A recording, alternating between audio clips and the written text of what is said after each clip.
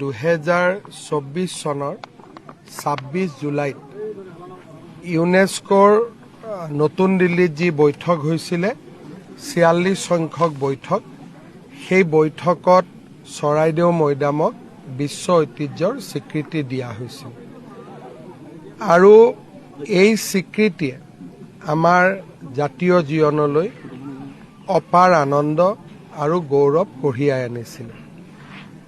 আমাৰ চৰকাৰৰ বিগত 5 বছৰৰ সফলতাসমূহৰ ভিতৰত চৰাইদেউ মৈদামক বিশ্ব ঐতিহ্যৰ স্বীকৃতি ই এক অন্যতম সফলতা। ইউনেস্কোই আমাক যিখন তেওঁলোকৰ এনস্ক্ৰিপ্ট কৰাৰ পিছত যিখন পত্ৰ আমালৈকে দিছিলে ইয়াক যাতে সৰ্বসাধাৰণ ৰাইজে চাব পাৰে তাৰ বাবে তাক আমি এখন ফলক হিচাপে ইয়াত স্থাপন কৰি আজি উদ্বোধন কৰিছোঁ যাতে সাধাৰণ লোকেও ইউনেস্কোই প্ৰদান কৰা বিশ্ব ঐতিহ্যৰ যিখন প্ৰশংসা বা প্ৰমাণপত্ৰ তাক সাধাৰণ লোকেও চাব পাৰে।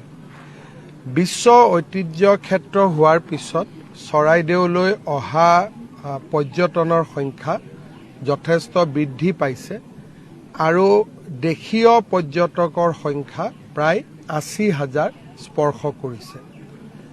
যোৱা বছৰটোত 200 জন বিদেশী পৰ্যটকো এই মৈদাম ক্ষেত্ৰলৈ আহিছে। মৈদাম ক্ষেত্ৰৰ কেইটামান কৰিবলগীয়া কাম আছে। প্ৰথম হ'ল একাডেমিক, ইয়াত গৱেষণা বা অনুসন্ধানৰ এতিয়াও বহুত সমল আছে। মৈদামৰ বহুকেইটা মৈদামত এতিয়াও খনন হোৱা নাই আৰু ইয়াত যিখিনি আমি সামগ্ৰী পাওঁ বা সম্পদ পাওঁ তাৰ DNA আদি এতিয়াও লোৱা হোৱা নাই।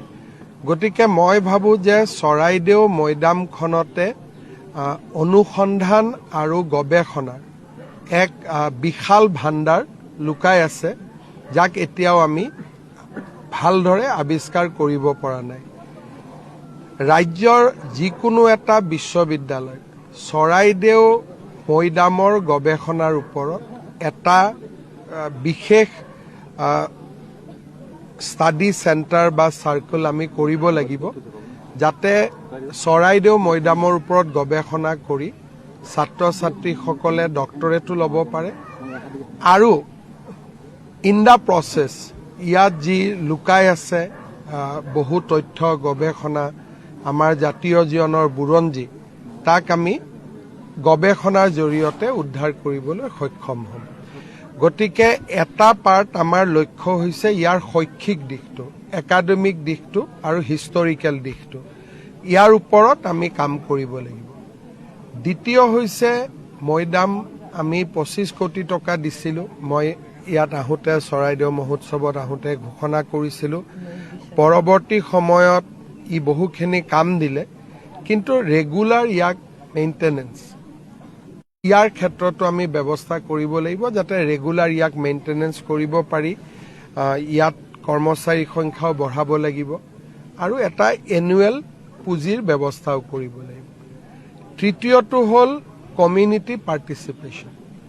আজি ইয়াত যেতিয়া পৰ্যটকসকল আহিব যথেষ্ট হোম ষ্টে বা ছাষ্টেইনেবল অতিথিশালা যি পৰিৱেশ বিনষ্ট নকৰাকৈ অতিথিশালা আৰু বিভিন্ন ধৰণৰ মৈদামৰ সৈতে সংগতি ৰখা বিভিন্ন উৎসৱ বা অনুষ্ঠান মেডাম মেফিৰ দৰে।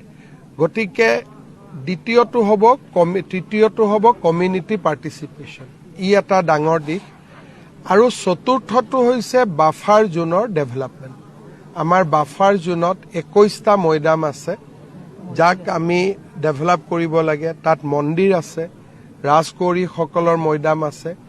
গতিকে বাফাৰ জোনৰ কামো এটা আমাৰ খুব প্ৰয়োজনীয়।